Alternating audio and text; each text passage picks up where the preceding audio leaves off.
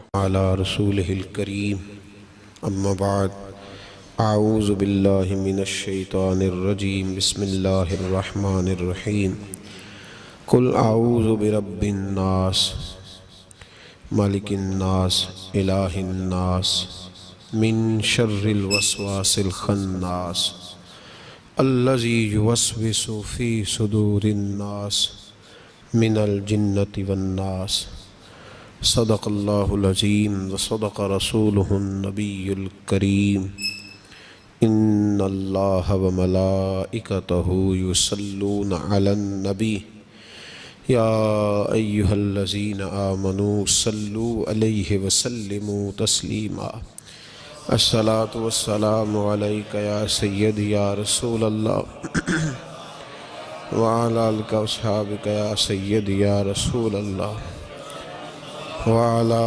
آلك وأصحابك يا سيدي يا حبيب الله الصلاة والسلام عليك يا سيدي يا نبي الله وعلى آلك وأصحابك يا سيدي يا نور الله اللهم صل على سيدنا ومولانا محمد معدن الجود والكرم وآلہ وصحبہ وبارک وسلم۔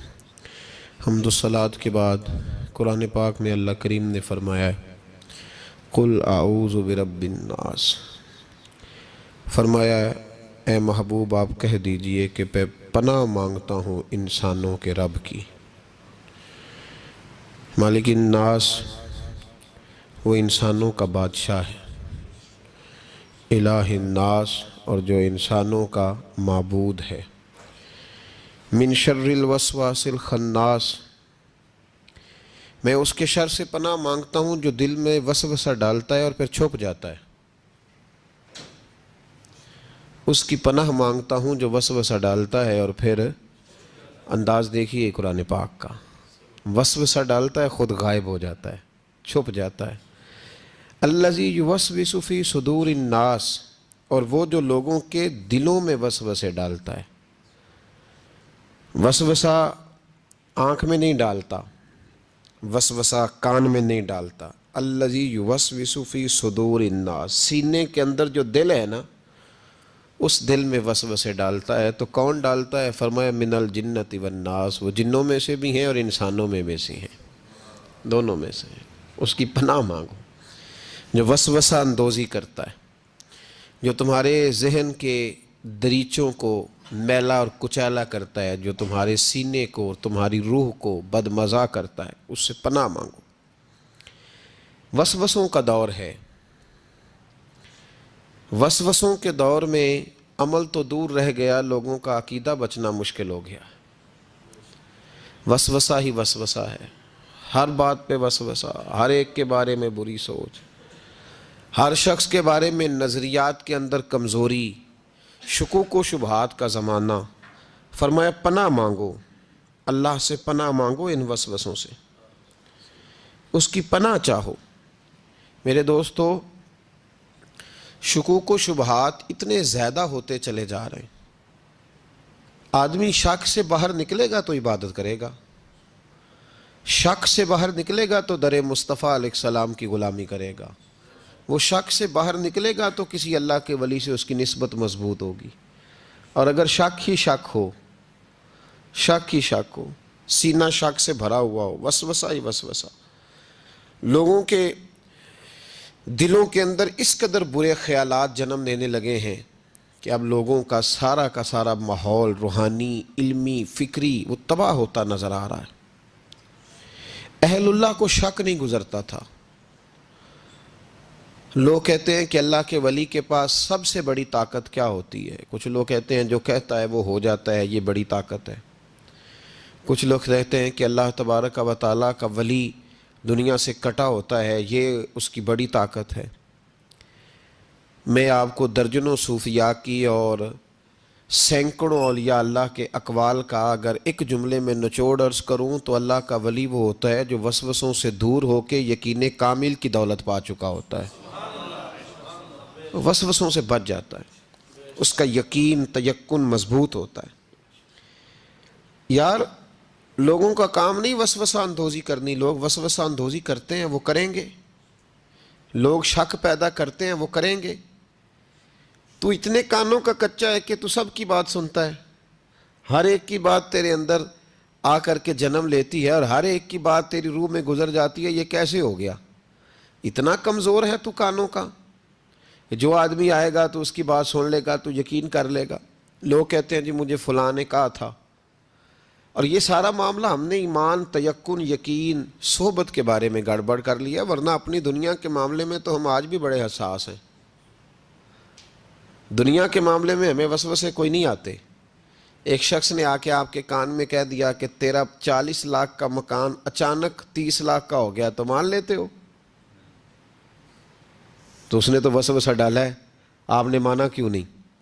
اس نے کہا وہ میں نے دیکھا ہے ایک دیوار میں سوراخ ہو گیا ہے اور پینٹ اس کا گر گیا ہے، فلاں فلاں جگہ کمزوری آ گئی ہے، تو مکان 40 لاکھ کا تھا یکدم 30 لاکھ کا ہو گیا. مان لیا آپ نے؟ آپ نے نہیں مانا. آپ نے تو اس کے ساتھ بحث بھی کی، آپ نے تو تکرار بھی کی، اس کو ڈانٹا بھی اور اس کو یہ بھی کہا کہ تو میرا دشمن ہے، تو نے میری اتنی قیمتی چیز کو اتنی نکمی کہہ دیا. اور جو تیرے کونے میں آ کے کہہ گیا کہ فلاں اللہ کا ولی، دیکھو جی اب تو کوئی اللہ کا ولی نہیں رہا، فلانا بھی دکاندار ہے، فلانا بھی، اور تو نے فٹافٹ مان لیا ہے. میرے بھائی غور کریں اور توجہ کریں بات پر. آپ سے بات کر رہا ہوں، اس کو ضرور سمجھیں. ہمارا یہ کس طرح کا ماحول ہے کہ دنیا کے معاملے میں کوئی شخص شک کا شکار نہیں. آپ چلے گئے سودا لینے، بڑی عام سی چیز آپ نے خرید لی، چلیں عین والا آم چھوڑ کے الف والا آم کریں تو آپ آم لینے چلے گئے، عام سی چیز آم لینے چلے گئے. آپ نے اس شخص کے ساتھ، اس نے کہا جی یہ تو میں 300 روپے کلو دوں گا، تو فوراً آپ نے دے دیا اس کو، کوئی وسوسہ نہیں آیا آپ کو. حالانکہ اس نے دلیل بھی دی کہ یہ یہاں کا نہیں ہے، یہ میرپور خاص سندھ سے آیا ہے، یہ فلاں جگہ سے ہے. تو آپ نے کہا نہیں بھائی یہ کیسے ہو سکتا ہے، اتنا مہنگا ہے ہی نہیں، تو کیسے بتا رہا ہے. لیکن عجیب معاملہ ہے کہ دین کے بارے میں لوگ فوراً کہتے ہیں جی مجھے بڑے بڑے خیالات آتے ہیں، بڑے بڑے خیال اس کو آتے ہیں جس کی توجہ ہٹتی ہے. ایکسیڈنٹ اس کا ہوتا ہے جو سیدھا نہیں دیکھتا، دائیں بائیں دیکھتا ہے. جس کا دھیان سیدھا ہوتا ہے اس کی گاڑی سیدھی چلتی ہے. تو نے دائیں بائیں دیکھا ہے تو تجھے وسوسہ آیا ہے، تو نے ادھر دیکھا پھر تجھے وسوسہ آیا. جن کی توجہ سیدھی یار کی طرف رہتی ہے، جن کی توجہ سیدھی یار کی طرف، جن کی توجہ سیدھی رہتی ہے، انہیں وسوسے، انہیں دیدار سے فرصت نہیں تو وسوسہ کیسے آئے گا. النظر الی وجہ رسول اللہ، حضرت سیدنا ابو بکر صدیق نے کہا تھا یا رسول اللہ ایک کی دل کی تمنا ہے کہ آپ بیٹھے رہیں میں دیدار کرتا رہوں. وسوسہ کیسے آئے گا؟ وسوسہ تو اس کو آئے گا جو ابو جال کی بھی سنے گا، وسوسہ تو اس کو آئے گا جو ابو لہب کو بھی ٹائم دے گا. وسوسہ تو، ناراض تو نہیں ہو جائیں گے آپ، وسوسہ تو اس شخص کو آئے گا جو عبداللہ بن ابی سلول کے پاس بھی تھوڑا وقت گزارے گا، تو جس کا بیٹھنا اٹھنا ہی مولا علی کے ماننے والوں کے پاس ہو، جس کا ہر وقت ٹھکانہ ہی جناب بلال حبشی کے غلاموں کے پاس ہو، جو ہر وقت بیٹھے ہی اس کے پاس، جو جیے بھی تو جناب صدیق اکبر کے ساتھ، اور جس کی رگوں رگوں میں حضرت عثمان غنی اور عمر فاروق بستے ہوں، اس کو کیسے وسوسہ آ سکتا ہے؟ ہمارا جرانہ ہی بڑا پکا مضبوط ہے، تعلق ہی بڑا، ہمیں کیسے وسوسہ آئے گا؟ وسوسہ کسی اور کو آیا کرتا ہے. اہل اللہ کے پاس وسوسے کیسے آ گیا بھائی؟ وسوسہ آتا ہی نہیں، ہو ہی نہیں سکتا، ممکن ہی نہیں. اور اگر آتا بھی ہے نا، آتا بھی ہے وسوسہ انہیں، وسوسہ تو ایک طرف رہ گیا، اگر وہاں شیطان بھی آئے تو ٹک نہیں سکتا، تو بھاگ جاتا ہے، وہ تو بھاگ جاتا ہے، شیطان بھاگ جاتا ہے. حضرت سیدنا غوث اعظم رضی اللہ تعالیٰ عنہ کے پاس آیا تھا شیطان، حضور غوث پاک کے پاس آیا تھا. آتا ہے پر اللہ والوں کے پاس ٹکتا نہیں، آ جاتا ہے، ٹکتا نہیں. حضور غوث اعظم رضی اللہ تعالیٰ عنہ نے 40 سال اللہ کی عبادت کی، 40 سال. یہاں بھی لوگ بڑے پریشان ہو جاتے ہیں، کیسے جی کیسے کر لی؟ تو میں نے کہا قرآن پڑھو، والذین یبیتون لربہم سجدا وقیاما، وہ راتیں گزار دیتے ہیں اپنے رب کے لیے سجدہ کرتے اور قیام کرتے. تو یہ قرآن کی نص نے جب بیان کر دیا، تجھے کیسے شک ہو گیا؟ وہ قرآن کی نص بیان کر رہی ہے کہ اللہ کے کچھ بندے راتیں سجدے اور قیام میں گزار دیتے. حضور غوث اعظم نے 40 سال عشاء کے وضو سے فجر کی نماز ادا فرمائی. تو ایک دن آسمان پہ نا ایک چھوٹا سا بادل کا ٹکڑا آیا، معاذ اللہ ثم معاذ اللہ. وہ کہنے لگا عبد القادر میں تیرا رب ہوں. اس کے اندر سے آواز آئی میں تیرا رب ہوں, تو نے بڑی عبادت کر لی, اب تو بے شک پڑھ بے شک نہ پڑھ. کئی ملنگوں کو معاف نہیں ہو گئی معاذ اللہ کہ بے شک پڑھ بے شک نہ پڑھ, عام اجازت ہے. تو حضور غوث اعظم رضی اللہ تعالیٰ عنہ فرمانے لگے اعوذ باللہ من الشیطان الرجیم. جب آپ نے یہ پڑھا تو وہ سامنے آ کے کھڑا ہو گیا, کہنے لگا عبد القادر آپ کو کیسے پتہ چلا کہ میں شیطان ہوں؟ تو آپ فرمانے لگے پاگل, مجھے کیسے پتہ نہ چلتا؟ جس رب نے اپنے پیارے حبیب علیہ السلام کو نماز معاف نہیں کی, اس نے عبد القادر کو کیسے معاف کر دی؟ جب حضور کے لیے یہ حکم نہیں آیا کہ محبوب چاہے پڑھو چاہے نہ پڑھو, وہاں تو حکم آیا کہ محبوب تہجد بھی پڑھو. وَمِنَ اللَّيْلِ فَتَہَجَّدْ بِهِ نَافِلَةً لَكَ, نفع دے گی آپ کو, تہجد بھی پڑھے. تو ان کے لیے جب یہ حکم نہیں تو میرے لیے کیسے آ گیا؟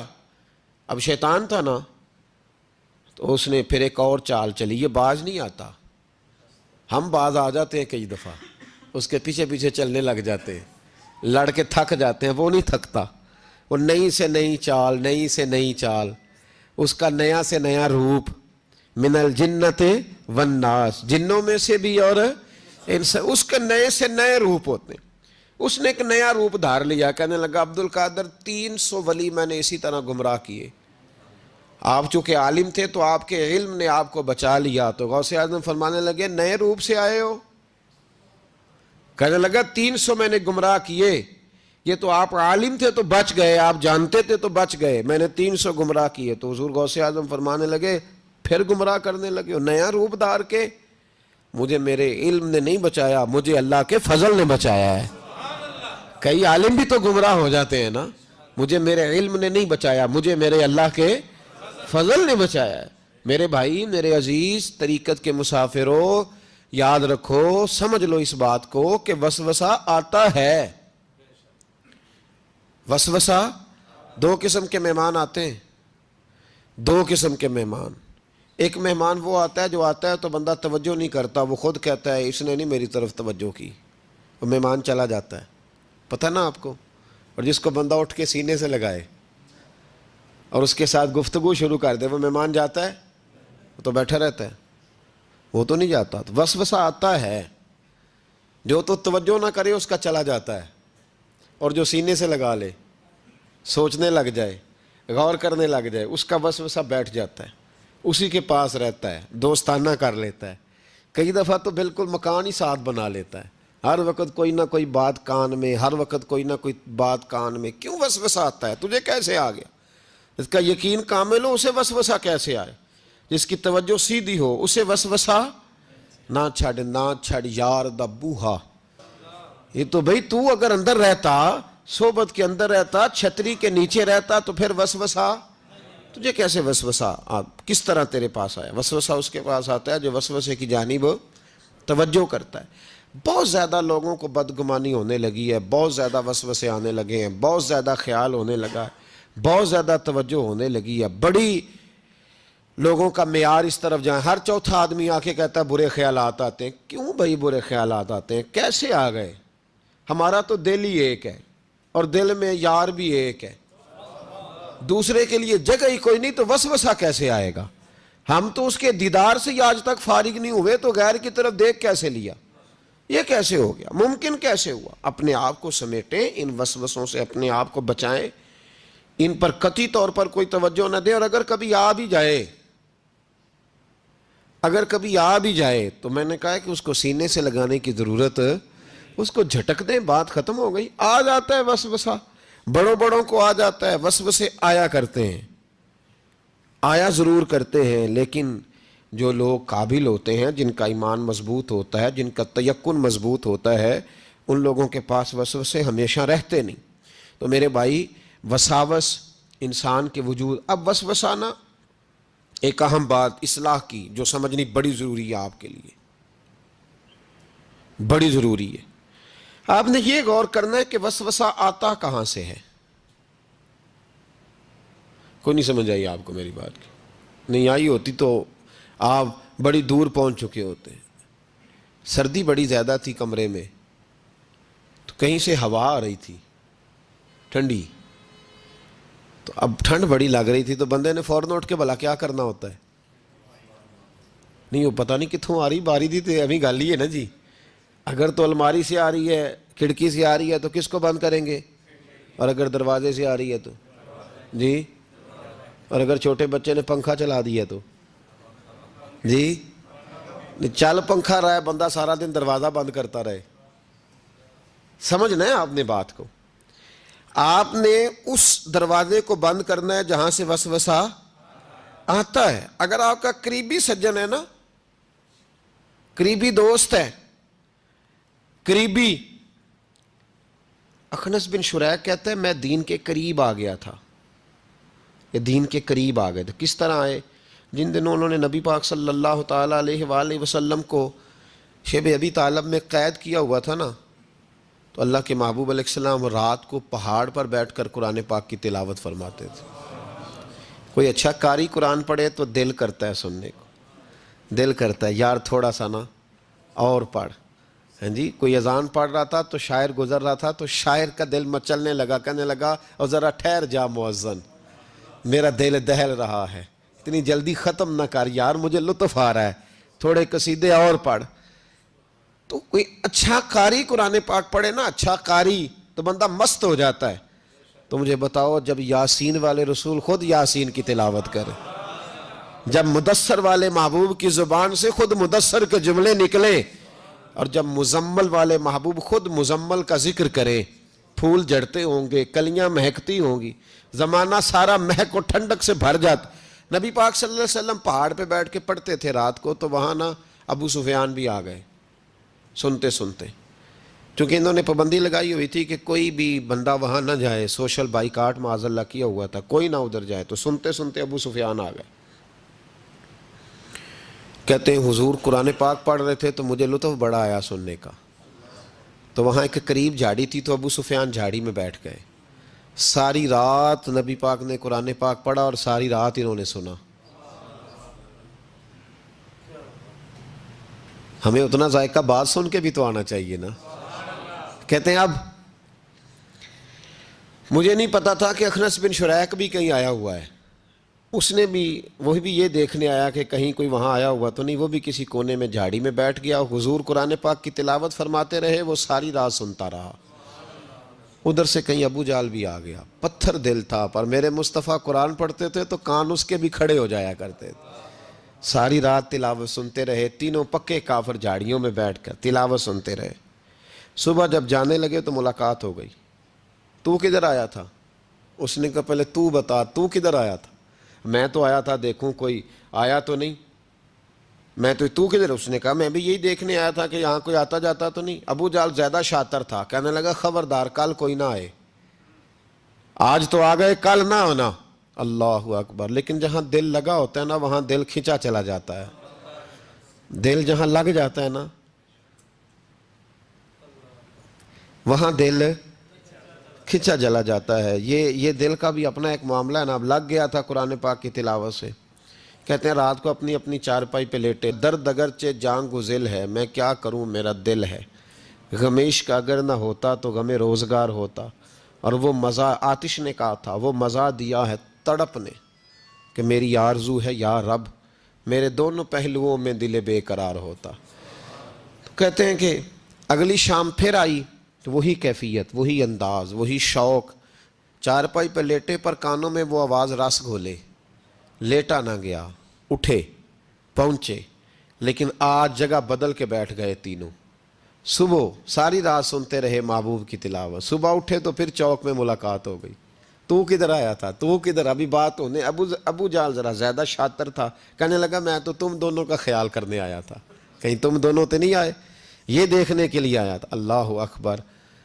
3 دن مسلسل آتے رہے اور میرے مصطفیٰ کریم کا ساری رات قرآن پاک سنتے رہے.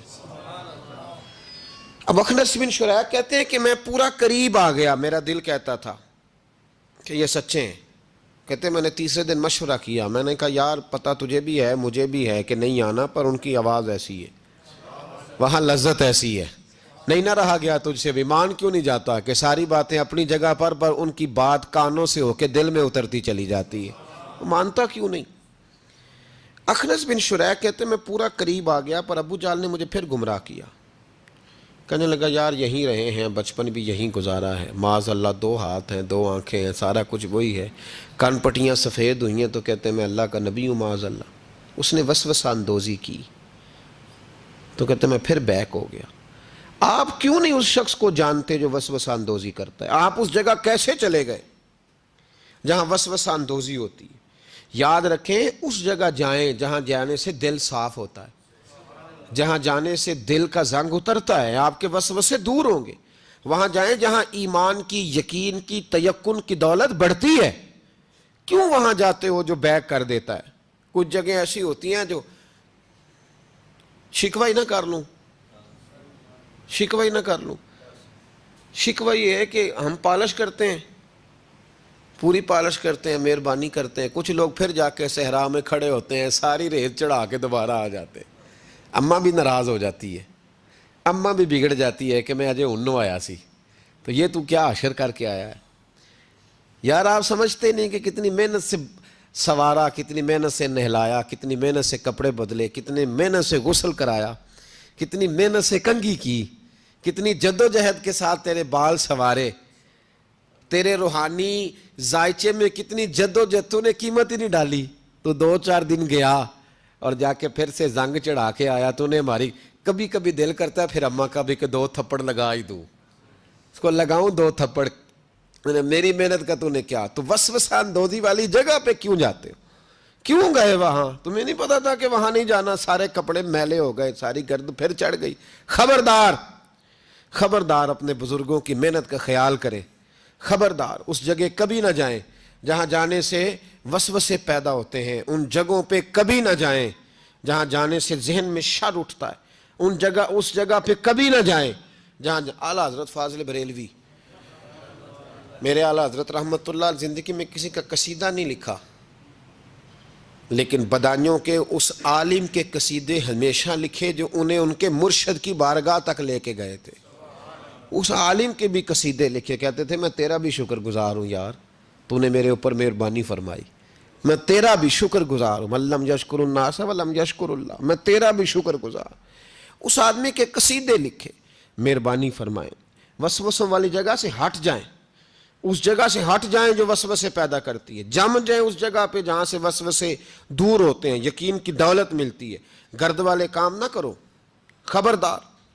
وسوسے اس شخص کو آتے ہیں جو بری جگہ پہ بیٹھتا ہے، جو بری سنگت میں جاتا ہے، اس کے ذہن میں سوال اٹھتے ہیں۔ میں نے بہت سارے ایسے لوگ دیکھے جو بری سنگتوں میں جاتے تھے تو گمراہ ہو گئے، اس لیے نبی پاک علیہ الصلوۃ والسلام نے پابندی لگائی ہے، فرمایا لا تصاحبوا الا مؤمنا، خبردار صحبت نہ اختیار کرنا سوائے اس کے کہ بندہ کامل مومن ہو۔ کامل مومن کے علاوہ کسی کی صحبت اختیار لا تصاحب، یہ وہی لا ہے جو کلمے میں ہے، لا الہ کوئی معبود نہیں۔ تو آپ مسند امام احمد بن حنبل کی اس حدیث کا کیا مطلب لیں گے؟ لا تصاحبوا الا مؤمنا، خبردار ان جگہوں پہ کبھی نہ جائیں جہاں جانے سے ذہن میں شر اٹھتا ہے، اس جگہ پہ کبھی نہ جائیں جہاں اعلیٰ حضرت فاضل بریلوی، میرے اعلیٰ حضرت رحمت اللہ، زندگی میں کسی کا قصیدہ نہیں لکھا لیکن بدانیوں کے اس عالم کے قصیدے ہمیشہ لکھے جو انہیں ان کے مرشد کی بارگاہ تک لے کے گئے تھے۔ اس عالم کے بھی قصیدے لکھے، کہتے تھے میں تیرا بھی شکر گزار ہوں یار، تو نے میرے اوپر مہربانی فرمائی، میں تیرا بھی شکر گزار ہوں، من لم یشکر الناس ولم یشکر اللہ، میں تیرا بھی شکر گزار۔ اس آدمی کے قصیدے لکھے، مہربانی فرمائیں، وسوسوں والی جگہ سے ہٹ جائیں، اس جگہ سے ہٹ جائیں جو وسوسے پیدا کرتی ہے، جم جائیں اس جگہ پہ جہاں سے وسوسے دور ہوتے ہیں، یقین کی دولت ملتی ہے۔ گرد والے کام نہ کرو، خبردار۔ وسوسے اس شخص کو آتے ہیں جو بری جگہ پہ بیٹھتا ہے، جو بری سنگت میں جاتا ہے، اس کے ذہن میں سوال اٹھتے ہیں۔ میں نے بہت سارے ایسے لوگ دیکھے جو بری سنگتوں میں جاتے تھے تو گمراہ ہو گئے، اس لیے نبی پاک علیہ الصلوۃ والسلام نے پابندی لگائی ہے، فرمایا لا تصاحبوا الا مؤمنا، خبردار صحبت نہ اختیار کر سوائے اس کے کہ بندہ کامل مومن ہو۔ کامل مومن کے علاوہ کسی کی صحبت اختیار لا تصاحب، یہ وہی لا ہے جو کلمے میں ہے، لا الہ کوئی معبود نہیں۔ تو آپ مسند امام احمد بن حنبل کی اس حدیث کا کیا مطلب لیں گے؟ لا تصاحبوا الا مؤمنا، خبردار قطعاً نہ جا کے اس بندے کے پاس بیٹھنا جو کامل مومن نہ ہو. تو کچے لوگوں کے پاس کیوں بیٹھتے ہو؟ حدیث پاک کے لفظوں کے اوپر جو اہمیت ہے جملوں کی اس کو سمجھیں. لا الہ، بولیے لا الہ. یہی لا یہاں بیان کیا، لا تصاحب الا مومنا. خبردار اس بندے کے پاس کبھی نہیں جانا جو کامل مومن نہ ہو، اور جو کامل مومن ہو اس کے پاس ضرور جا کے بیٹھنا. یہ حضور ایک بات شیخ سعدی نے لکھی ہے. شیخ سعدی رحمۃ اللہ علیہ فرماتے ہیں، یہ میں آپ کو جواب دے رہا ہوں، کچھ سوالوں کا جواب ہے جو ذہنوں میں اٹھتے ہیں. شیخ سعدی رحمۃ اللہ تعالیٰ علیہ کہتے ہیں ایک باپ اپنے بچے کو کہتا تھا، بچے ان لوگوں کے پاس نہ بیٹھا کر، بندے صحیح نہیں، تیرے ذہن میں وسوسے پیدا کریں. اس نے کہا ابا جی وہ نہیں صحیح، میں تو صحیح ہوں نا، مجھے کوئی کچھ نہیں کہہ سکتا، میں خود بڑا ٹھیک ہوں. تو اس نے کہا بیٹا نہیں، صحبت صالح ترا صالح کنن اور صحبت طالح ترا طالح کنن. چنگیاں دے لڑ لگی ساں تے میری چولی چ پھل پے، پیڑیاں نال میں رل گئی تے میرے اگلے بھی ڈول گئے، میرے اگلے بھی پیڑیاں نال میں رل گئی تے یعنی پھر ریت سے کپڑے بھر گئے سارے. کہا شیخ سعدی کہتے ہیں اس والد نے اپنے بچے کو سمجھایا، کہا نہ جا ادھر ورنہ تو. اس نے کہا ابا میں جب ٹھیک ہوں تو میرا کوئی کیا بگاڑ لے گا؟ ہمیں بڑی جلدی یہ گمان ہو جاتا نا میں کامل ہو گیا ہوں، میرا کوئی کیا بگاڑ لے گا، میں جاؤں گا. والد نے سمجھایا، باپ تھا نا، اس نے سمجھایا. لیکن کچھ لوگ بغیر حادثوں کے سمجھتے بھی نہیں، وہ سمجھتے ہیں حادثہ ضروری ہے، حالانکہ بغیر حادثے کے بغیر دکھوں کے سمجھ آ جائے تو بڑی اچھی ہے. تو بس اس نے کہا نہیں میں نہیں مانتا. والد نے ایک مثال سے سمجھانا چاہا. اس نے کہا تو ٹھیک ہے، کہا میں بالکل ٹھیک ہوں. کہا اس طرح کر، جا بازار سے نا 2 کلو اچھے والے سیب لے کے آ. نوجوان میری بات پہ خاص توجہ کریں. 2 کلو اچھے سیب. وہ سیب لایا بڑے خوبصورت پیارے. کہا دیکھ کے لانا، کوئی دھاگ نہ ہو، کوئی دھبا نہ ہو، کوئی ایسی. وہ دیکھ کے لایا بڑے خوبصورت بڑے پیارے اچھے سیب. کہا بیٹے اب دوبارہ جاؤ منڈی اور 1 کلو گندے بھی لے کے آ، گلے سڑے بھی لے کے آ. اس نے کہا ٹھیک ہے. گلے سڑے بھی لے آیا 1 کلو. اچھے کتنے تھے؟ 2 کلو. گلے سڑے کتنے تھے؟ 1 کلو. اب اس نے وہ 2 کلو سیب ایک ٹوکری میں ڈالے اور گلے سڑے بھی اس کے اندر ڈال دیے. کہا بیٹے وہاں رکھا. کہا ابا جی کرنا کیا ہے؟ فرمایا سویرے بتاؤں گا. صبح کا جب سورج چمکا نا، صبح کا جب سورج چمکا تو والد نے کیا کیا، اس کو کہا جاؤ ٹوکری لے کے آ. اب جب ٹوکری لایا نا تو غور کرنا بات پر، برے کتنے تھے، اچھے کتنے تھے. اب جب اس نے کھولا نا تو کہا بیٹے کھول. وہ جو اچھے تھے وہ بھی گل گئے تھے، بھی گل سڑ گئے. والد نے اپنے بیٹے کو سمجھایا. اس نے کہا بیٹا یہ جو شر ہوتا ہے نا یہ جلدی پھیلتا ہے، جو شر ہوتا ہے نا جلدی پھیلتا ہے. ناپاکی تھوڑی سی ہوتی ہے پر غسل سارے وجود کو کرنا پڑتا ہے. سارے وجود کو ناپاکی تھوڑی سی ہوتی ہے پر آپ دیکھ لیں کہ اس کے لیے سارا بدن دوبارہ سے. تو شر تھوڑا سا بھی آئے تو میل کچیل کر دیتا ہے. اتنا سا بھی شر جو ہوتا ہے نا وہ بہت ساری جگہ پہ خرابی پیدا کرتا ہے. او بھائی پیشاب کا ایک قطرہ بھی دودھ میں گر جائے پورے بھرے ہوئے برتن میں تو دودھ پینے کے قابل، سمجھ لو بات کو. آپ نے یہ کیسے کہہ دیا کہ ایک بندہ ذرا میرا غلط ہے جی باقی سارے صحیح ہیں؟ وہ شر تھوڑا بھی جو ہوتا ہے نا تھوڑا بھی وہ غلبہ کرتا ہے، وسوسہ اندوزی کرتا ہے، برے خیالات جنم لیتے ہیں. اس سینے کو اگر صاف رکھنا ہے، اس سینے کو اگر توانا رکھنا ہے، اس سینے کو اگر ٹھنڈا رکھنا ہے تو پھر ان کے پاس جا کے بیٹھنا پڑے گا جن کے سینے ٹھنڈے ہیں. اگر عقیدے کو، نظریے کو، سوچ کو صحت مند رکھنا ہے تو کبھی بیمار عقیدے والے کے پاس نہیں بیٹھنا. صحت مند کے پاس بیٹھو گے تو صحت مندی نصیب ہوگی. یہ یاد رکھ لیں، یاد رکھ لیں. چنگے بندے دی صحبت یارو وانگ دکان اتاراں، سودا پاویں مول نہ لئیے، ہلے اون ہزاراں.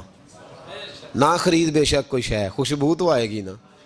اور میں تجربے کی بات بتا رہا ہوں، اللہ کے ولی کے پاس، عالم باعمل کے پاس جو چند گھڑیاں بیٹھ جائے چاہے کچھ نہ سیکھے، اللہ اس پر رحمت کی چھتری پھر بھی عطا فرما دیتا ہے.